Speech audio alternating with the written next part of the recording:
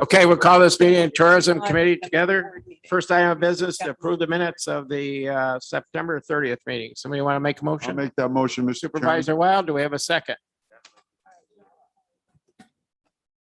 A second by Supervisor Stroud. Any discussion on the minutes? All those in favor signify by saying aye. Aye. Opposed, carried. Okay, we'll go right in. I'm going to have Treasurer Swan because he has good news to share with the committee and those in attendance. So, Treasurer? Good morning, everybody. As you can see by the papers that I sent out or that I distributed, our collection to this date in actually the 15th of October was $4,887,000. This does not even include Americade or the Balloon Festival weekends. So I'm very confident in saying that we're going to clear $5 million easily this year in collections on occupancy tax. Right now, we're 24% above our 2019 collection at this point in time. We're having a phenomenal summer as far as people coming here. There's no question. Our sales tax increases are showing the same thing. Any questions about that in particular? Supervisor Wild? Mr. Chairman, thank you. Mike, I know we've done things with bike vacation rentals. Do we have any idea what the percentage increase of that is and what the amount is so far this year? I will have that for you at the end of the year to determine, because that's an increasing number constantly because we're getting more and more registrations all the time. So when I do at the end of the year or probably in January, I will have that information exactly where we came from on that. Thank you, Mike. Yeah, I actually had the same question, and I wanted to point out that the treasurer's office and the county attorney's office has done such great work on that in getting these STRs registered. And now we have Granicus on board. So I anticipate we're going to do even better here in the future. So thank you. Yeah. Just as an update on Granicus, that was the next thing I was going to go to. We are engaged with them. They're working on it. They're getting started. I'm not exactly sure when we will be getting our first hit of information, but it's probably going to be another 3 or 4 weeks. And how it's set up is they have a dashboard and we go and hit the dashboard and pull the information down. So basically we can hit that dashboard as many times or as few times as we like through the next 12 months. So the first hit's going to be the big one because that's going to bring down probably 1,500, I'm guessing, sites. So we're going to hit that 1,500 and start running that through our system to see all the duplicates and then go for the mailing after that. The next hit on the dashboard probably won't be for a month or so, just so that we've got enough time to come up for air after getting that first download. Questions? Supervisor Bramer? Thank you, Chairman Garrity. I was wondering, so now that we are contracted with them, the municipalities like Glens Falls can go in and enter into a contract with them as well to get any additional services they want kind of under our umbrella, right? Oh, I don't know about under our umbrella on the contract. That's, but yes, I mean. Theoretically, I guess, yes, is yeah. how I envisioned it happening. Yeah. Okay. But we will be, as soon as we have the information simulated into a system where we can work with it and get it into an Excel system, we will be sharing that with each municipality, what we have. Okay. So like in about a month. Yeah, I'd rather say 6 weeks to be on the safe side.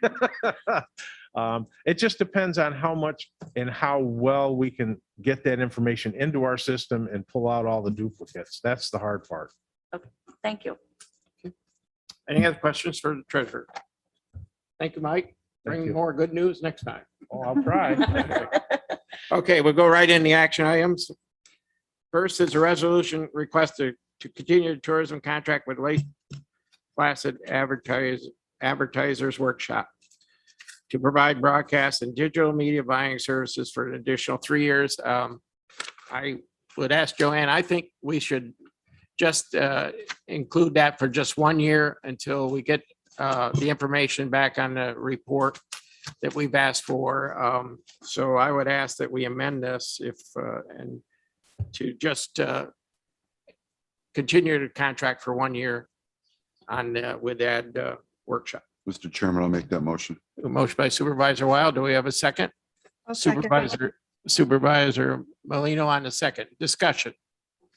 Mr. Chairman, Yes, could we just have Joanne give us just a brief update sure. on at workshop and what their roles is and Yes. how we have the ability to influence what they do?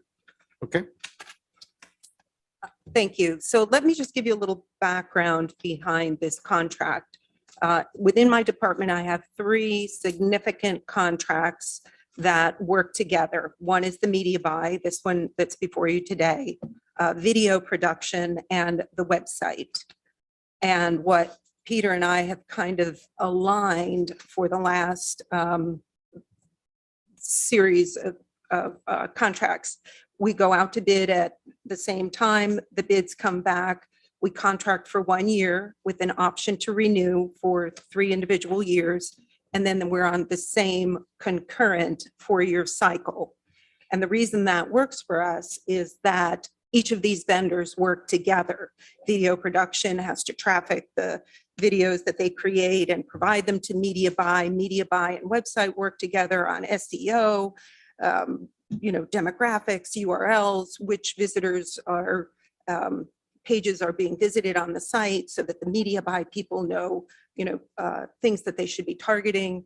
So, and there's so much more than that, but the fact that all 3 of them are on the same cycle and work together works for our department, which is not to say that, we couldn't change that at any time, but it does work to our benefit. So workshop is currently under contract until the end of the year. We have a contract with them for up to $1,250,000. We've only spent $1 million for the past couple of years, although in 2020, we were just about $500,000. Peter and I work with them seasonally, so they'll come to us just prior to the winter campaign or prior to a summer campaign, prior to the fall. What would we like to, what's our direction for the coming year? So you've heard this from me before, our broadcast television, connected TV, social media, our digital buys. So we meet with them either in person or on a Zoom call to go over what the plan will be. And then once the plan is underway, they check in with us periodically. They're very responsive. Anytime I pick up the phone or email them to get back to me with an answer, if they feel that, and often they'll do some A/B testing on digital media. If something is not performing well, it's very easy to change that.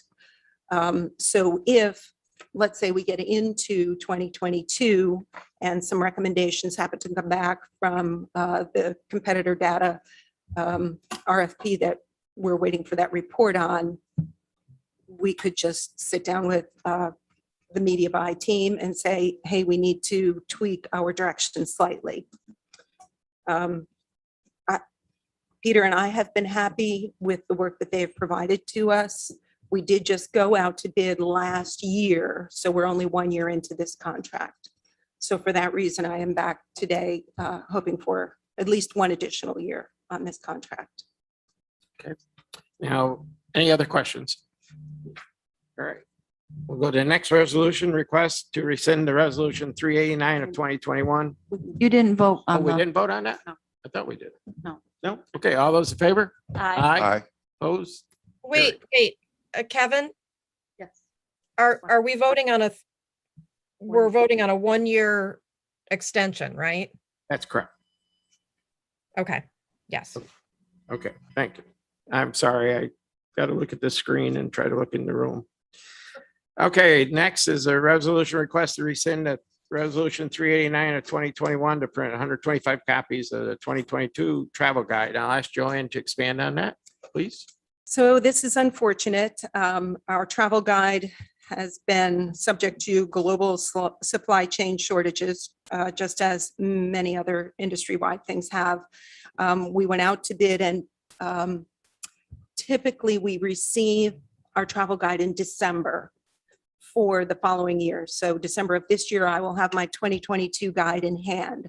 And that does include the winter season as well as next spring, summer, and fall. Julie did let us know, and the printer let us know ahead of time, that there could be paper shortages and slight delays. We were hoping that we would have it in early January.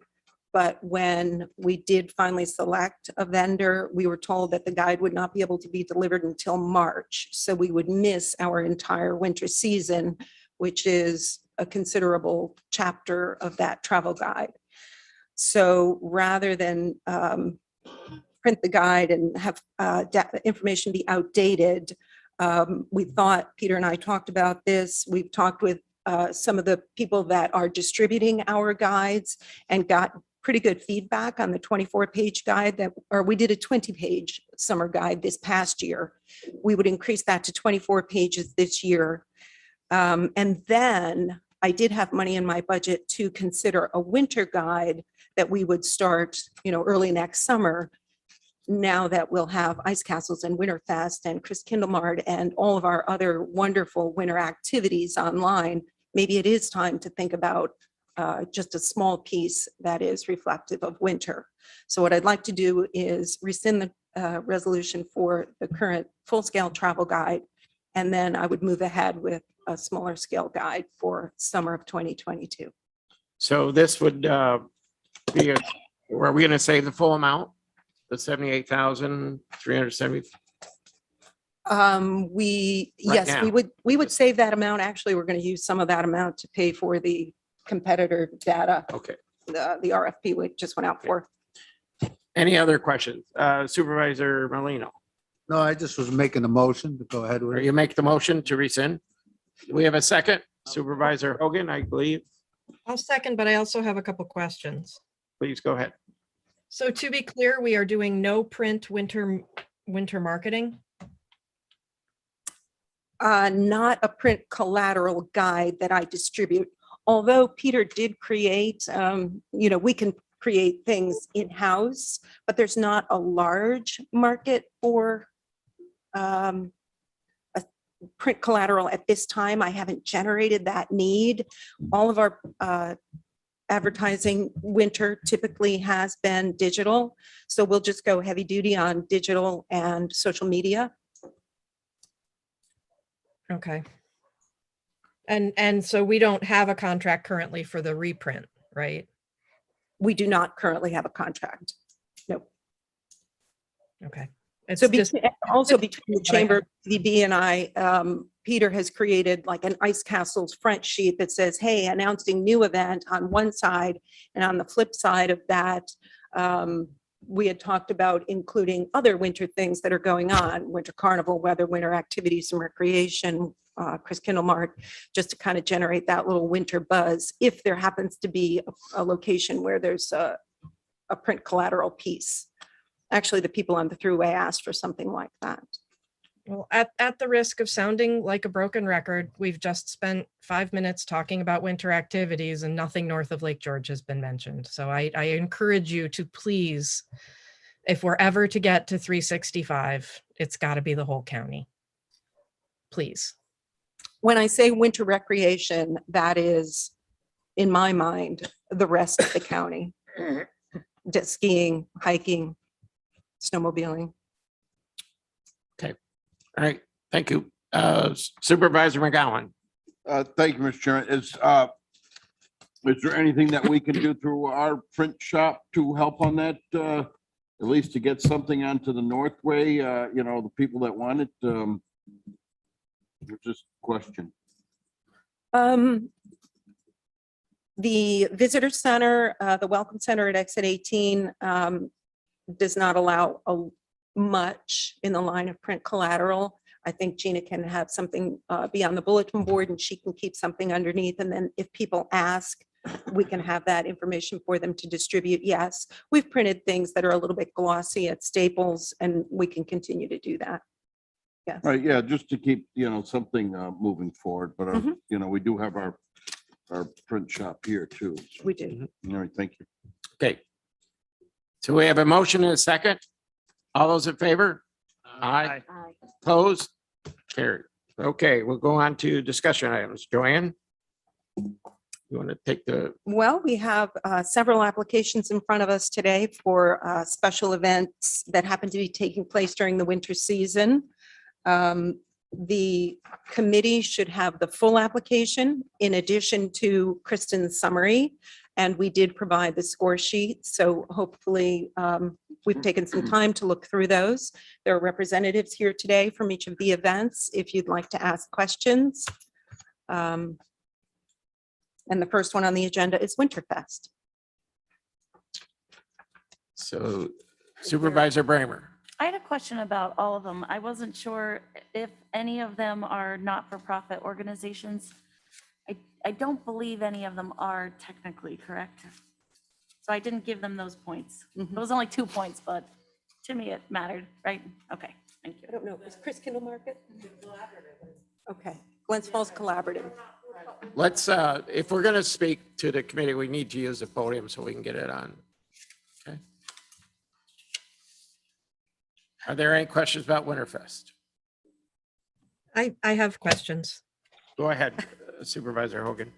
Thank you. The numbers, thank you for putting in the application and for trying to do Winterfest again. It was a good deal last year. I'm unclear though, in the application, there were inconsistencies. Initially, you said you anticipated 3,000 people, then later you based some numbers on 5,000 people, and it was a little bit unclear on the numbers of anticipated participants. And it, you know, some of those numbers change your scoring from high impact to medium impact. So that's why I'm asking that. And then the second part of the question is in there, you said you anticipated 1,350 overnight stays. And I just wanted to know what you based that on. Was that from STR? Was that event specific feedback?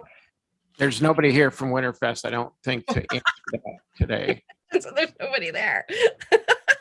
All right, thanks. Those are my questions. Okay, but you do have some concerns. They did want to raise the amount asked from 40 to 50,000 this year, so. Well, and then if I may, they didn't check the box for giving money back, but then later they reference that in their narrative. So I'm unclear on what the plan is for that, because that was a really nice component of it last year. So yeah, I just have a lot of questions for them. Supervisor Bramer. Another question I had, which was referenced in the summary by Kristen, is that they are raising the price of the wristband, which is fine, up to them, but that also in their survey results said that people didn't really value the wristband. So I question whether we're going to get as many people as they're estimating. But I still put them at a medium impact, anywhere between 1,000 and 6,000 visitors. Oh, sorry, or 5,000 day visitors. So 10 points on that particular thing. Okay. So what is the pleasure of the committee? Do you want to wait till we get somebody to answer these questions? Or do you want to move ahead with this one? If you think it's an incomplete application, we really should wait to the next tourism meeting to discuss it. It's up to the committee. I see a hand, Supervisor Stroud. Well, you know, they want to, as in the paperwork, they want to start advertising this in October. This is October. And October is more than half over. It's a good event. It's been time tested. They're asking for a little bit more. I think that's going to go to the energy of the event. I'm fine with approving the event and giving them the go ahead so they can start advertising this. Supervisor Wild and then Supervisor Bramer. Mr. Chairman, I agree that the timing is critical on this, although there are questions. Last year was the first time this occurred, and it was a good event. It surprised us in terms of how well it was received and the number of people that were here in Lake George and in our region in January. So I would say let's move forward and we'll evaluate again next year to see if it works as well as it did the year before. I want to take Supervisor Bramer's comments first, and then I'll ask for a motion. I have my hand up. Yeah, but I got Supervisor Bramer first. She's- Thanks. I mean, I think it's a great event as well. I'm just trying to make us, go through the process that we set forth. We put a lot of effort into making this a nice application and going, process and a good scoring sheet. I mean, I have a score here, but, to be honest with you, Chris Kindle Market scored higher to me. So if we're going to give them any Winterfest something, I'd say 20,000 for now. That would Okay. be my suggestion based on my scoring. Okay, and then we have Supervisor Beatty was in the room, had a question, did you? Thank you, Mr. Chairman. I concur with Supervisor Bramer. I'm a little disappointed that no one's here to take questions. I don't know if we reached out to them, or I'm sure you probably did, correct? Okay, so that's a problem. That's an issue with me when they're asking for significant amount of money and they're not here to just take basic questions from a number of supervisors. So I would be in favor also of $20,000 of the same as Supervisor Bramer has recommended, because my scoring came in close to the same she had, so. Okay. That's what Supervisor Hogan? Thank you, Mr. Chairman. I too scored them lower than Chris Kindlemark. They came in at a 70 for me. But I do recognize that this was a very valuable event last year. I would have liked to have seen them recognize that the Winter Carnival is going to go ahead this year, and perhaps acknowledge some collaborative efforts there.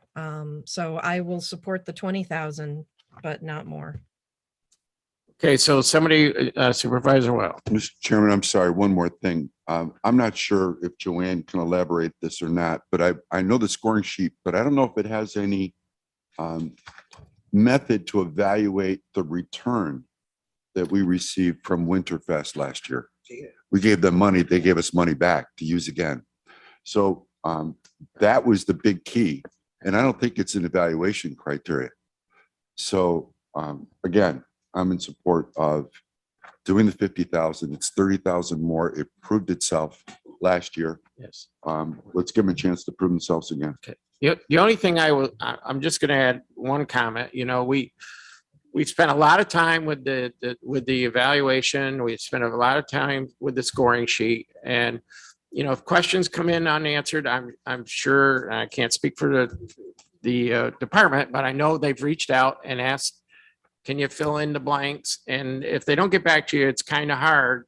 And if we just start accepting applications that aren't complete or don't meet what we're asking for, we're going to have it all the time. And I just caution. So I see Supervisor Merlino, you had your hand up. I agree with what you just said, Kevin, and you're 100% right. But I think Gina has been trying to talk on this situation, so I think I we should can't see behind me. So yeah, sorry. give her a chance before we vote.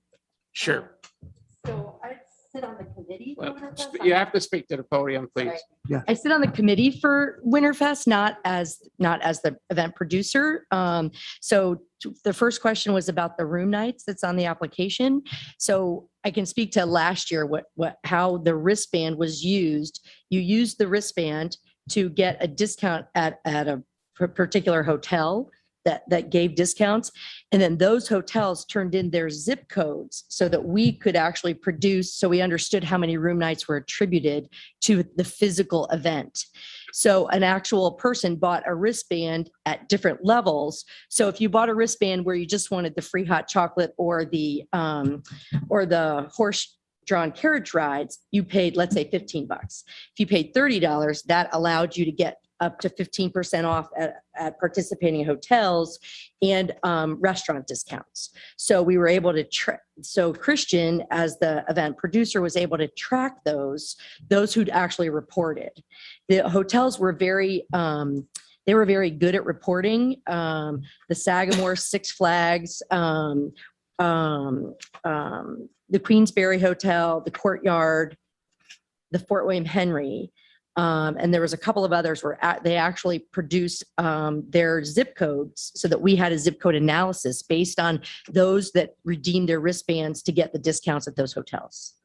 So there was a way to actually get to, if the number, I apologize for not knowing that, I think it was 1250 that you just Okay. So they can actually attribute that to the wristbands that were sold that got discounts for those, to know that those room nights came from the wristbands, to answer that question. I think there was another question. So can I have a follow-up question on that? Sure, sure, Supervisor Hogan.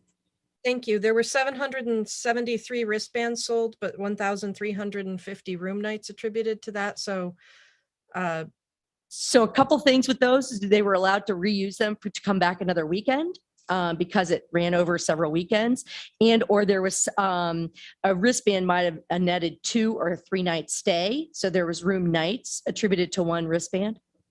great. Your answers were very helpful. Thank you very much. Okay.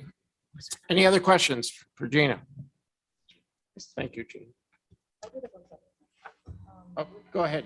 We got it. We have to talk to the mic because we can't, sorry. Couple of things, actually. With regards to the wristbands, the question was, it's being raised $75 as opposed to $35. So where's the additional money going to be going, and how is that going to be evaluated in terms of activities? Are there going to be additional activities that will be incorporated? And if there are, what are they? Because they were not listed in the program and in the proposal. Secondly, with regards to the upcoming large scale events like Winter Carnival 60th anniversary and Ice Castles, which are 2 major events coming to us in January, February, and into March potentially. Average daily rates. And I had this conversation last week with Christian Dutcher, who unfortunately was supposed to be here, is not here today. Yes. I have a message from Christian that he's on YouTube, but he is not on Zoom. Okay. Okay. He would All right. need to have the Zoom credentials to get. But one of the questions that he and I had talked about last year, and maybe you can address this with the CTV and the Chamber's involvement, is average daily rates currently right now are at an all-time high. And with regard to these large-scale events, are those hotels going to be offering discounts? And is that program going to be supported through Winterfest? Because are hotels going to want to offer discounts when they're going to have guaranteed business, potentially through these large-scale events? So those are some of my questions, in addition to what the summary was placed, because if there's guaranteed business, a lot of hotels, and in talk with Laura Coles last week, who owns a lot of properties in the area, there was questions about that, so the program last year during a time when it was COVID was a phenomenal program to bring people here. Now that we have these other events going on, it is not necessarily an event. It is actually an overarching marketing campaign to help bring and tie all those pieces together, which is great.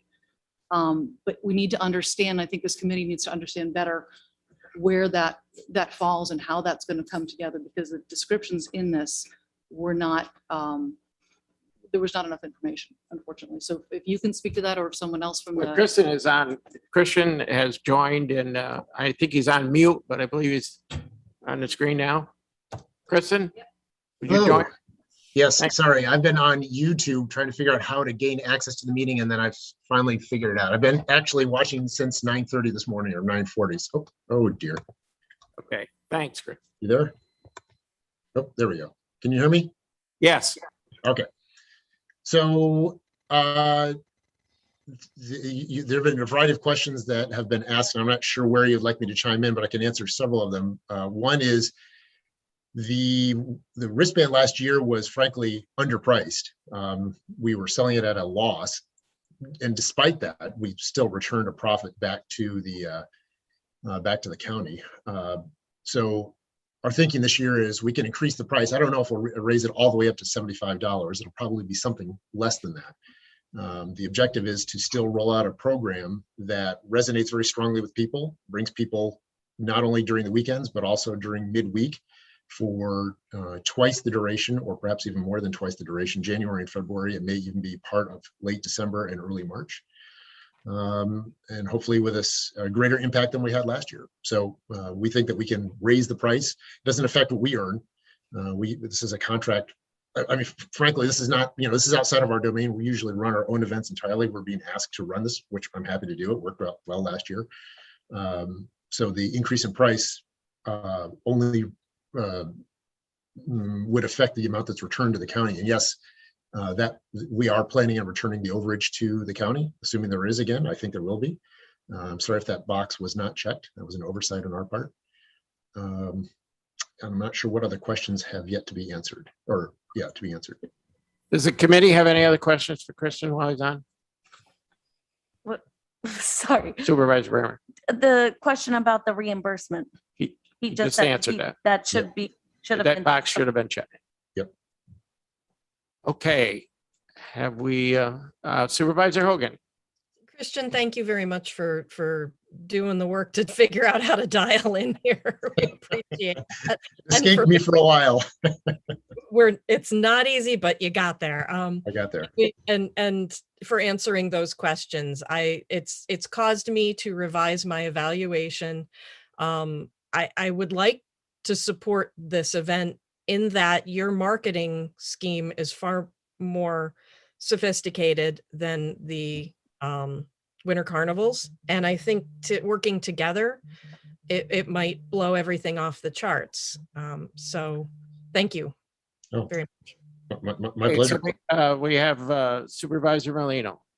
That's a perfect thing. And I agree with she just said, because this should be a phenomenal winter and we should put as much money and time into it Okay. to really get it off the ground. We're going with the Ice Castle and all these other programs. And I think we'll be well compensated Okay. through sales tax and op tax. So you make it at in a form of a motion? Yes, I like At what amount? at the 50 as far as the. We have a motion. We have a second by Supervisor Stroud at the $50,000 level. Any discussion about that? All those in favor signify by saying aye. Aye. Opposed? Carried, 50,000. Thank you. Thank you, everybody. We'll move on to the next. Chris. Thank Kindle. you. Thank you, everybody. Okay, you want to give it I'll go ahead and make a motion for their requested 20,000, please. okay, we have a motion by Supervisor Bramer and Chris Kindlemark. Do we have a second? Second by Supervisor Marlino. Any discussion on that? It's an event to be held in the city. I think it's a very important. Supervisor Stroud. Yeah, I think that's excellent place. I mean, I have to give the city kudos for their decorations, the holiday decorations, the festive air down there. It's so enjoyable. And I think this is going to be a perfect fit for them and for us. So I support this. Okay, so we have a motion and a second to support this event. All those in favor? Hey, Aye. I have my Aye. laptop. Oh. I can't. Go ahead. Go Thank ahead, you. Supervisor Hogan. I support it. Of the three events we're looking at today, it scored the highest for me at 85. And I think one thing that we might have overlooked a little bit in our scoring sheet is the impact on buying local. There is some recognition of it in there, but I think we need to give more to that. And this event is particularly robust in that. And I love the partnership with the Adirondack Folk School, and I want to see that expand throughout the county. So thank you for the opportunity to speak, Chairman. Thank you. I apologize. It's awful hard when we have most of the people in the room and some on Zoom. So we had a vote, and does the vote stand? All those in favor signify by saying aye. Aye. Okay. Mr. Lake Chairman. George Winter abstain. Carnival. I just have to abstain, Mr. Chairman. Okay. Supervisor Wild abstains. Lake George Winter Carnival. Joanne? We do have representatives here from the Winter Carnival. If supervisors have any questions, it is the 60th annual.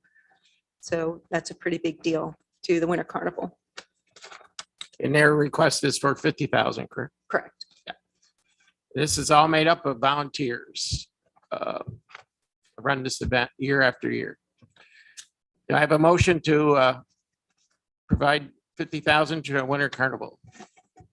Motion by Supervisor Stroud. Do we have a second? Second by Supervisor Beatty.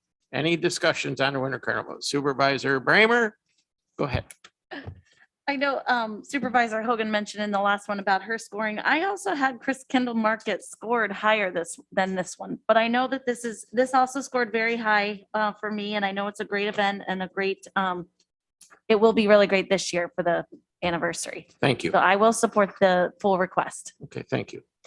Supervisor Hogan, I got you this time. Thank you. I scored an 80 on this, which was less than Chris Kindle marked. And the reason for that was I was not really clear on the number of overnight stays that this event actually generates from the application. But also, I feel like the marketing was not tremendous in the out of area. And that's why I was encouraging Christian to kind of reach out and maybe co-market things, because I think that together we're stronger on that one. I'm really excited that this has gone on for 60 years, and that's very cool. I will support it at the full amount this year, simply because we just heard that we've got the money to support it. But I would encourage them to try to strengthen their application in the future for this level of funding, because this is a pretty high level of funding. Thank you. You want to just go ahead, Kristen. No, I want to address Supervisor Hogan's comment on the marketing.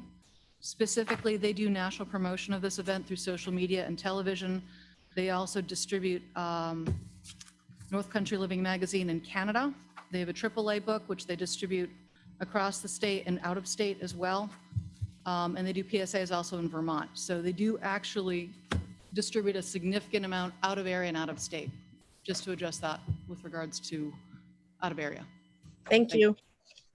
Okay, Supervisor Bramer. Thank you. I think that goes though to putting that into their application, because it isn't very clear that they're doing all those different things. Whereas the other one, the first one had a lot of backup materials. Yeah. I mean, not like we need to be overwhelmed with information, but Certainly, all these comments are great, and we'll take them into account when we go back and do the final analysis of the event with the event promoters. So do we have a motion to approve this? Do we have a second? yes, Did we vote? no. No. All those in favor at 50,000? Aye. Aye. Opposed? Carried. Okay, that's done with the events. Now, how are we going to pay for these events? We spent 120,000 of Oxy tax money that I don't believe we have in the account right now. I believe that we would have to take it out of the reserve. Question would be how much of it needs to be spent in 2021 and how much, if any, it goes over into 2022. Well, I think we have some with the Winterfest. They're going to spend now. Lisa? Two of the events start in December. So we would do purchase orders this year for 70,000. Lake George Winter Festival starts January 28th. So that would be 2022 money. Winter Carnival or Winterfest? I'm sorry, did I misspeak? Winter Carnival, Winter Carnival. Okay. So we potentially need 70,000 70,000 out of the reserve. and there's nothing left in the account right now. We have $4,100. Oh, so we have a motion to expend 70,000 out of reserve, pass it on to, do we have to pass it on to finance? Yes, Do we? yes. Okay. Okay, do we have a motion to spend 70,000 out of reserve and pass it through to finance? Motion by Supervisor Wild, second by Supervisor Merlino. Any discussion? Mr. Chairman, we're government. Why can't we just print some money? Oh, you're sorry. funny. McGowan wants to use the print shop. Supervisor Bramer. Thank you. Unless I'm misunderstanding, these are all reimbursements, correct? So it will possibly, we don't have to spend any of the money until 2022. I don't know, from a county standpoint, I think we need to do this, correct? Yes, we have to do this to meet the criteria, the way it's set up. Correct. Yeah, the mechanism to do this, as Lisa mentioned, would be entering purchase orders, which we can't do unless we have an appropriation in the account. Am I wrong though? We require them to provide us proof that they have spent the money before we send them the money, That's correct. correct? Okay, correct. but they could be spending now. That's correct. And okay, all right, thank you. Okay. Any other discussion? Let's vote. All those in favor? Aye. I'll say aye on this, but I have a question in the after. Is that okay? Sure. Thank you. I will vote for this to pass through committee, but before I vote on it at the full board, I would like to receive a very clear accounting of OCTAX between now and then. Sure. Thank you. Okay, thank you. All right. Moving on, the pending items, I have got to schedule time with the county attorney to work on this. I promise you at the next committee meeting, we'll have something on municipal agreement update. Privilege of the floor. I know that Mr. King, Mr. David King is here, and he would like to address the committee, talk to us about our environmental issue. Mr. King? Thank you for being patient. Oh, no worries at all. Thank you, Mr. Chairman, for the opportunity to speak to your committee today. I am here in a kind of an emergency mode. As many of you know, this spring we experienced the devastation of the gypsy moth caterpillar, which has been seen here before, but came back with a vengeance at a time we were focused on solving our pandemic issues, which I think we're doing a pretty good job at responding to. We had nature rebound with more gypsy moth caterpillars than I know I've seen in my lifetime here operating the Lake George RV Park. By the way, I'm the president and CEO of Lake George RV Park. So, you know, this year is our 55th year in business. We saw more impact from this insect than ever before. Actually, over 85% of the 473 acres of developed and forested lands of the Lake George RV Park are deciduous trees and mostly oaks, which the caterpillars love. Our guests were significantly and directly impacted by the infestation. In addition to unwelcoming appearance of the defoliated trees, our guests and staff also encountered very unsafe slippery pavement, because we have a lot of paved surfaces in the park caused by the excessive caterpillar waste coming off the trees daily. This created a huge labor issue for us at a time labor is very difficult to find, and actually cleaning these areas to make it safe. Plus the unsettling experience, and I can't emphasize enough how many guests had made this complaint, of which we had no control over, is listening to the caterpillars eat the leaves. Amazing, isn't it? So, you know, it's really the confetti. It's the sound of confetti really was what they're hearing. Not so much the chewing, but the pieces of the leaves coming off the trees in such high volume that it actually created this almost irritating sound in the canopy. The immense scale of this infestation has caused me to arrange for aerial spraying in May of 2022 of the recommended and safe biological insecticide called 4A48B, also known as BT. It's been used for many, many decades. Extremely safe biological agent that has no impacts on human or other wildlife, only targets that particular caterpillar. The risks are far too great to allow nature to take its course next May, as it is entirely possible that the impacts will be the same or greater than this year based on the number of egg sacs that now exist on nearly every tree, shrub, and even the buildings on the park's properties. The number of egg sacs on our properties has been estimated to be in the millions by experts. And by the way, if you don't know the whole subject, each egg sac has a minimum of 100 eggs. So if you have 100 million egg sacs and you have 100 eggs in a sack, you do the math, it's a huge impact on the environment.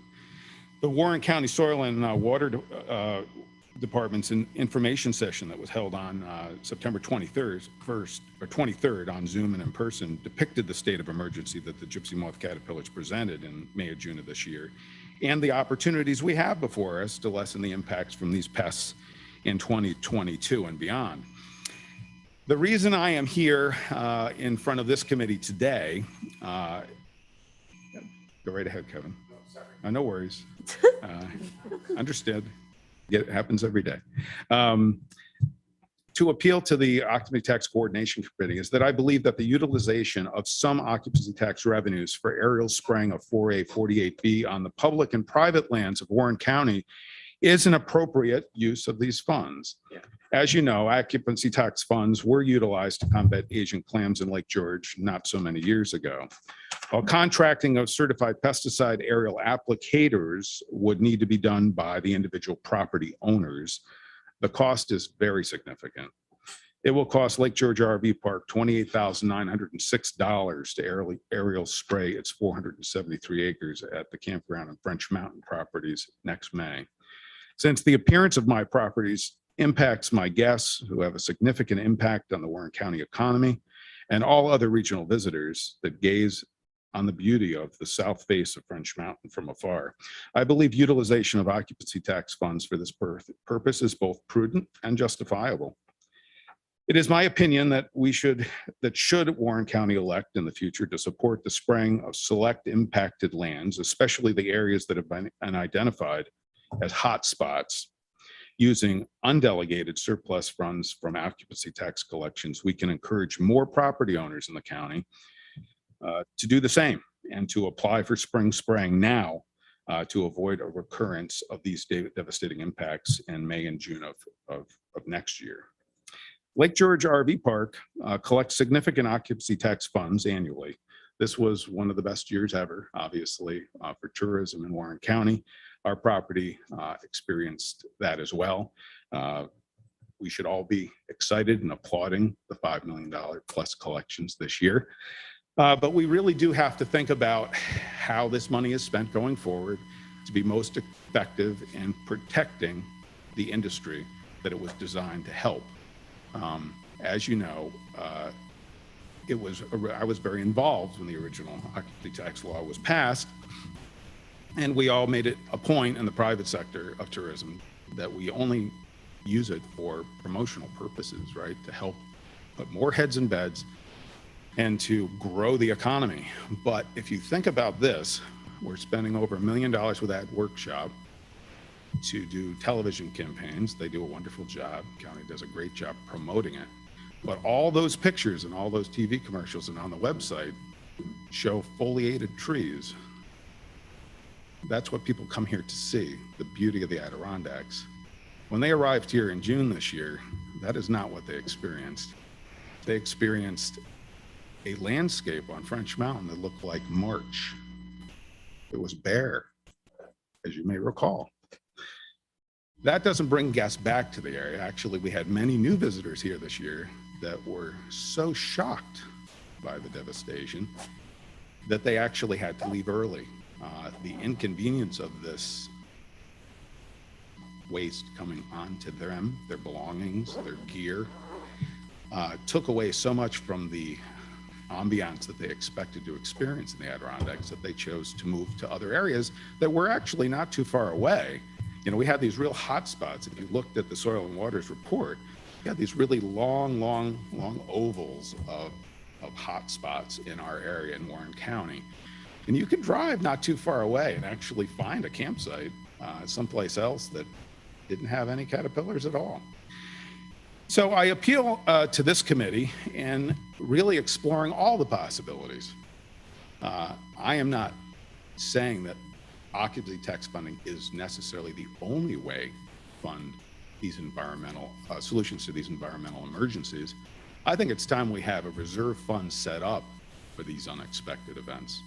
They seem to be happening more frequently, and they certainly have huge impacts on our ability as private sector promoters and public sector promoters in doing our job to be sure that the people, what we're selling to the summer visitors, that they truly experience. One of the other advantages of creating a grant program to either support the cost of this aerial spraying in whole or in part is to get more property owners involved. Granted, we're one of the larger property owners in this county and tourism. We have a lot more at stake than a smaller property owner. But when we look at French Mountain, we're all experiencing that. You know, whether we're at the outlet center or driving up the Northway into the High Peaks region, you're seeing that product, whether today is your destination in Lake George or next year is your destination in Lake George.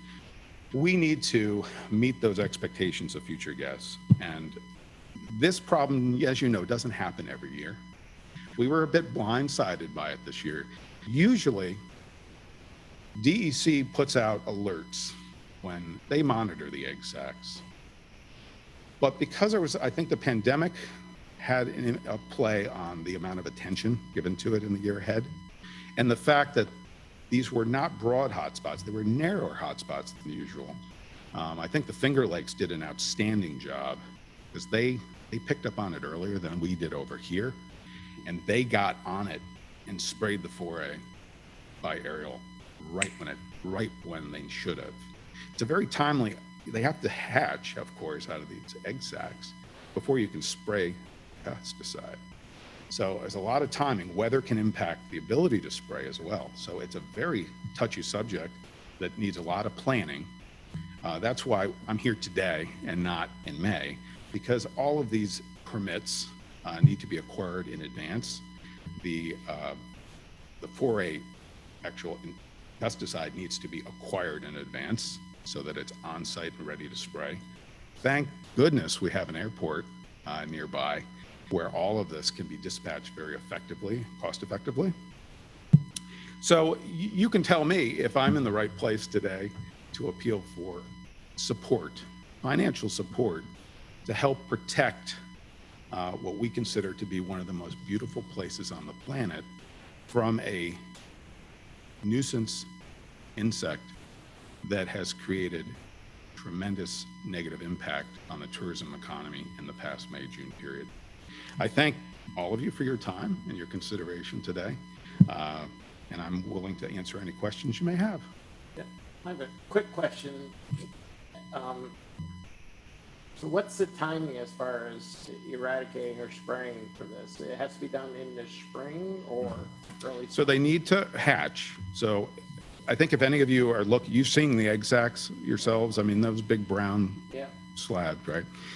Unlike small properties, very small properties, it's possible if you don't have a lot of large trees, you might be able to actually scrape these off. And then Soil and Water did a really good information section on what we can do. But really, once it gets on a larger scale, and so much of it is in the upper canopy where you can't reach them, it really needs to be done with one of these pesticides. BT is the safest one.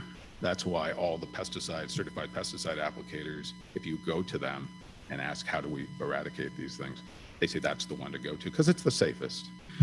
Timing is everything with this, everything. So it is.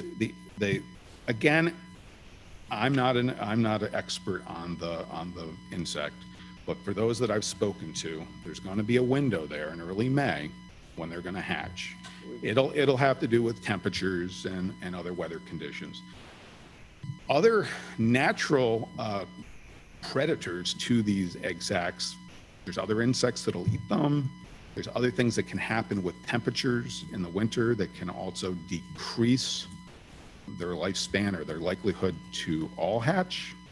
But no question, all the experts are saying that there will be significant hatching that'll occur in early May.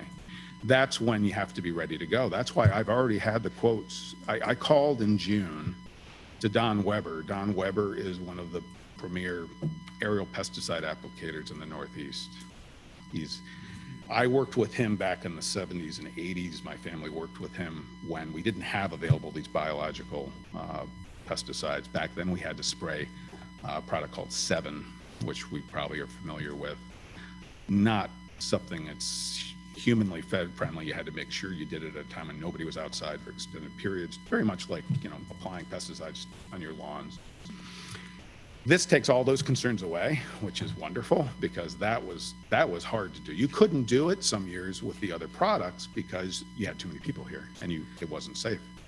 But by doing this in early May, Don Weber says it'll have a huge impact on the decrease in the numbers. And all we have to do is look to our friends at the Finger Lakes who caught it in time, and they really did a great job there. And their only regret, they say, in the Finger Lakes is they didn't do more. They didn't expand that. And, I've been patiently kind of waiting really for this to become more of a public conversation. And it hasn't, and that's what forced me really here today, because I think there's a lot riding on this. If we don't catch this bug, this caterpillar this year, and bring its population down, it'll create a whole second year of massive defoliation. All the arborists, all the tree experts say a tree can regrow. And as we all know, We're not losing our trees this year, our leaves on the trees like we normally do this time of the year because we got a complete regrowth. Most of these oaks just started the end of June and into July because of all the wonderful rain conditions we had, gave the trees the ability to regenerate a whole new growth of leaves. Maybe not complete, maybe 50%, 80% on some trees, but most of the trees in the park, they all came back to a certain degree. Now they're all still green. All those oaks are still green, they're still growing. They haven't gotten to that point because of the cold weather too, we haven't had that.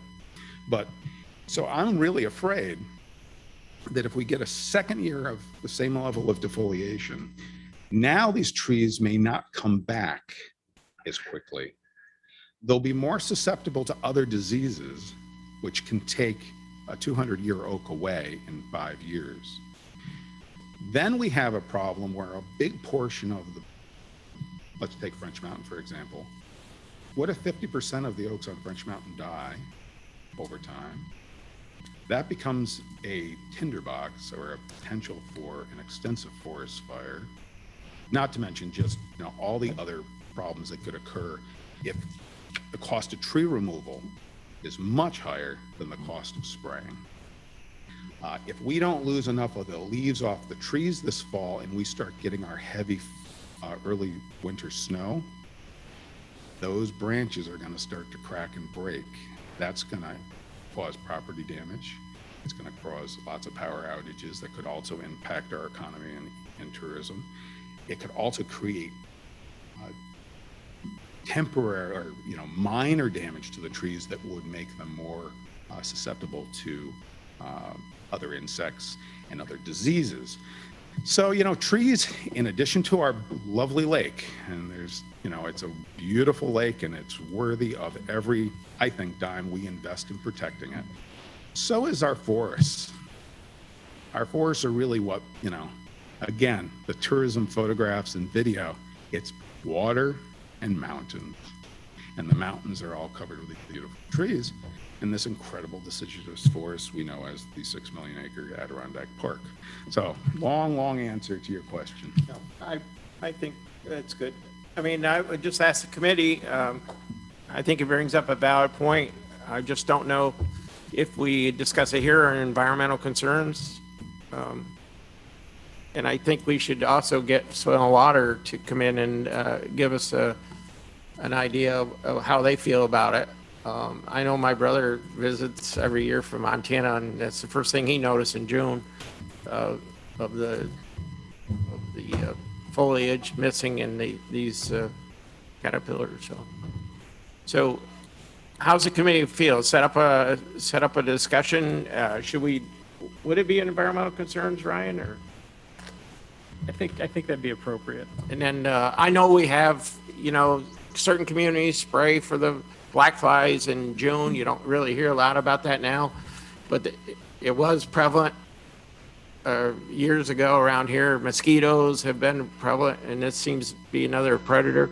You hear about the emerald ash borer that was affecting the ash trees up in this area. And then he's right. We didn't hear much about this until all of a sudden you started looking up, and then what's going on?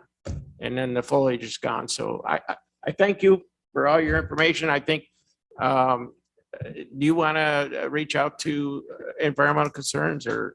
Sure, I can do that. I can reach out to Dennis and ask him to put it on his agenda. And is it Dennis's committee? I wasn't. Yeah. Okay, so I'll reach out to Dennis, and then we'll get Soil and Water to kind of come in and help us with some information on this and give us the best path forward. And I'm sure we can work something out. So we need to be cognizant of what this does. And I would have never thought, other than the information we got today from your area, what problems it causes. Yes, go ahead. Soil and Water did do a presentation recently, and it's on our YouTube page, so you can go back and look at it. It's a little bit lengthy, but it has a lot of information in it. Right. And they do have a map showing the hot spots in our county. But maybe they can zoom it in a little bit more to show specific areas. Thank you. And Supervisor Hogan, did it affect up north in your area? It did somewhat. Yeah. I just have a quick question, which I thank you very much for taking the time today to come and present this. And I very much support forwarding it to Enviro for further discussion. I just have a question about when we talk about targeted spraying and supporting it through county OCTACs. And this was a question I kind of had in DPW too, when we talk about brining and doing it in certain areas. I'm not sure where the legal line is when you're using taxpayer money to benefit certain areas and not other areas. I think we need to do a little investigation on that too. So can we just spray in the higher population areas? Because obviously that's where, you know, more people are, and it kind of makes sense. But by the same token, we did have the moths up here, and it did impact the visitor experience up here as well. So I guess this is a question for Robert and our legal team is I think we need a memo on, can we target our investment like that? Is that allowed? I would, not being a lawyer or staying at a Holiday Inn last night, we did target the Asian clams in Lake George, and we put Oxy tax money. In fact, we still budgeted money in our Oxy tax fund to do the Asian clams in Lake George, I believe. So I think it's a valid question. We will have him look into it, but I think what I would do is I'll reach out and ask your help to reach out to Dennis and get this, we'll keep this moving so it just doesn't fall off the agenda, so we can tackle this problem. But I thank you again, Mr. King. Okay, thank you again. Okay. Supervisor McGowan. Yeah, thank you, Mr. King, thank you very much. And it was about 15, 18 years ago, we did have another infestation of the gypsy moths that did come through. And like you said, that you do the chomping, it wasn't the chomping, but but you could hear it all around. And it was, it is a cycle of Warren County Soil and Conservation did put that out. It was really great. Jim did a nice job of putting that out. So, but thank you for your time. And you're absolutely right. My mother's house looks at French Mountain, and there was a lot more walk this year. I was just so happy you came back like you did. We were lucky to have all that rain still around. That's right. Thank you again for your time. Okay. Joanne has a few more talking points she would like to discuss real quickly before we adjourn. Well, I don't always have time to share some of the good things that are going on in the department, so I thought I would take a minute to do that. I'll start, harken back to Treasurer Swan at the beginning of the meeting, told you about the good OCTAX collections. Relative to that, the Smith Trend report, year to date, so it would be January through September. Our demand is only down 0.1%. So we are on par with 2019 in terms of number of rooms sold. But when you look at revenue, we're up 13.5%. And again, I've mentioned this before, that's because of the ADR, average daily rate, that is driving up the OCTAX collections. Also, the month of September was incredibly good, and 2019 versus 2021, our demand was up 11%. So fall, again, I called this summer 2.0. Fall is a good season for us. Relative to short-term rentals, so let me just go back to that revenue number for hotels for 2021. At this point in time, it's $151 million. Short-term rental year to date is $51 million. So there's some significant dollars out there being collected. The competitor data RFP that went out, we selected Hunden Partners. I received a call from them and they'd like to, the resolution was just passed. We'll get the contract underway. I have one initial phone call with a couple of them next week, and they will plan to visit here for a period of time, meet with supervisors, people in the community, our stakeholders, County Administrator Jim Siplon at EDC. If there are any supervisors, there are 20 of us here, do they come out and individually meet with you? Or perhaps Hunden comes in here and there's a little Q&A. I'll have that initial discussion, but if you feel that you would like your town to be really represented, or just, you just want to meet with them, please let me know that. And we'll get that started. The timeline for that report to come back to us was approximately 13 weeks from when they get started. So, maybe into the first of the year, we should have something back. Relative to just a fun thing, New York State has a haunted history tour that is incredibly popular on social media. And there was a travel writer here visiting some of our haunted locations. In case you didn't know, the Sagamore Hotel is haunted. And the guest writer will be staying at the Sagamore for one evening. They'll visit Bark Eater Chocolates up in North Creek, because there's a whole story about a ghost that lives in the Bark Eater Chocolate building, and also visit the Fort William Henry. So we're always doing those kind of little things behind the scenes to get some good PR. On the hospitality call, the gal from Gore Mountain said that season passes sales are through the roof again this year. So I think that goes along with saying this is going to be a great winter if we have some good cooperative weather. All the ice castles and winter fest are things that we've talked about, but downhill ticket sales, people want to be outdoors again this winter. And on the ice castles note, yesterday, the ice castles folks posted on their page the announcement that we have a new location this year in New York, and that's the first time they've done that.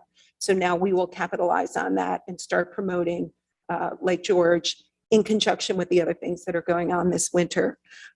They did give us some tickets that we can use as a giveaway.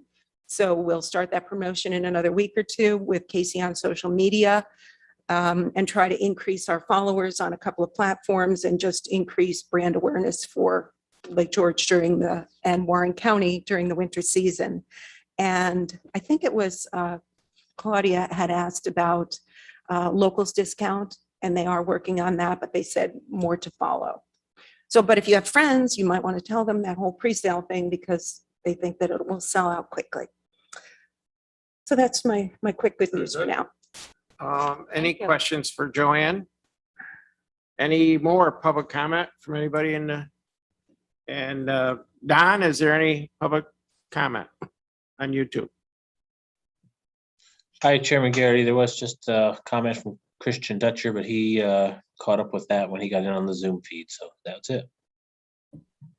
All right. So we got some things to clean up next month on the town applications, good tourism, oxy tax numbers, anything, Administrator? Sure. If you'd like me to just give a quick overall rundown on the finances, I'll compare notes with Lisa afterwards, but we budgeted 4.33 million in revenue for this year.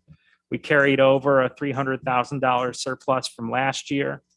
With the funds that we've committed so far, that means that we would need an additional 273,000 in revenue for this calendar year beyond what was budgeted in order to cover existing expenses. And Treasurer Swan's report this morning indicated that so far we have 557,000 in additional revenue beyond what was budgeted. So we've covered all the expenses that are committed to date. Potentially could be in the black. Correct. Okay. Anything else? A motion to adjourn? Motion by Supervisor Strauss, second by Supervisor Beatty to adjourn. Thank you all.